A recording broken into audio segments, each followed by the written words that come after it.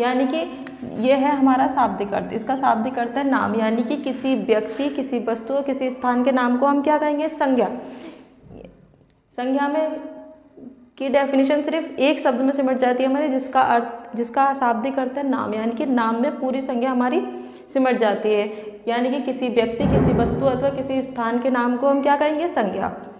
अब बात करते हैं संज्ञा के प्रकार की। संज्ञा होते कितने प्रकार की है? अगर हम संज्ञा के प्रकार की बात करें तो हमने नॉर्मली ये पढ़े हैं कि संज्ञा 5 प्रकार की होती है, जो व्यक्तिवाचक संज्ञा है, जातिवाचक संज्ञा है, पदार्थवाचक संज्ञा है, भाववाचक संज्ञा है और समूहवाचक। हमने आज तक ज़्यादातर यही संज्ञाएं पढ़ी हैं, लेकिन एक संज्ञा और होती हैं जो होती हैं निर्माण के आधार पर संज्ञा। निर्माण के आधार पर संज्ञा जो होती हैं वो होती है हमारी 3 प्रकार की।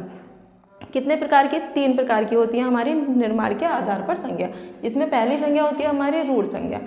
रूढ़ संज्ञा वो होती है वो शब्द जिनके अर्थपूर्ण खंड ना किए जा सके, यानी कि वह शब्द जिनके अर्थपूर्ण खंड नहीं किया जा सके। अर्थपूर्ण का मतलब है जिन शब्दों को हम अलग कर रहे हैं, जिनके हम तोड़ रहे हैं, खंड का मतलब जिनको हम तोड़ रहे हैं, जिनको हम अलग कर रहे हैं, उनके अलग अलग खंड करने के बाद अर्थ ना निकले, वो क्या होते हैं? अर्थपूर्ण खंड ना हो, उन्हें क्या कहते हैं हम? रूढ़ संज्ञा। जैसे हमने लिख दिया घर, अगर वायु,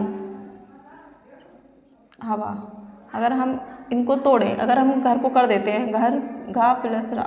अच्छा, हमने घा प्लस रा, तो घा और रा का हमारा कोई अर्थ नहीं निकल रहा। जब कोई अर्थ नहीं निकल रहा, इसका मतलब है कि इनके कोई भी अर्थपूर्ण खंड नहीं हो सकते, और जिनके कोई भी अर्थपूर्ण खंड ना हो वो हमारी क्या कहलाती है?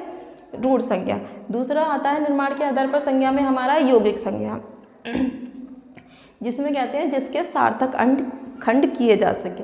जिसके सार्थक खंड किए जा सकेंगे वो क्या कहलाएगी? यौगिक संज्ञा। यानी कि यौगिक संज्ञा जिसके सार्थक खंड किए जा सकें। अब ऐसे कौन से शब्द होते हैं? ऐसी कौन सी संज्ञा होती है? अच्छा, हमने जैसे पढ़ा है विद्यालय, सभी ने पढ़ा होगा ये विद्यालय। विद्यालय में क्या होगा? विद्या को हम कर सकते हैं विद्या प्लस आलय। विद्या प्लस आलय, विद्या का भी अर्थ है और आलय का अर्थ होता है घर, किसी चीज़ का। विद्यालय विद्या के लिए घर, यानी कि विद्या प्लस आलय, जिसके सार्थक खंड कर दिए वो क्या हो गई? हमारी यौगिक संज्ञा। ऐसे हो जाएगा हमारा रसोई घर, हिमालय, ये सब हमारे क्या हो जाएंगे? इनके सार्थक खंड हो सकते हैं, तो ये सब क्या कहलाएगी? हमारी यौगिक संज्ञा। तीसरी संज्ञा होती है हमारी योग रूढ़ संज्ञा, जिसका हमारा अर्थ है जो विशिष्ट अर्थ में प्रयोग होती है। ऐसे शब्द जो किसी और की विशेषता बता रहे हैं वो क्या कहलाते हैं? हमारे योग रूढ़ शब्द, यानी कि योग रूढ़ संज्ञा। जैसे मैंने यहाँ लिख दिया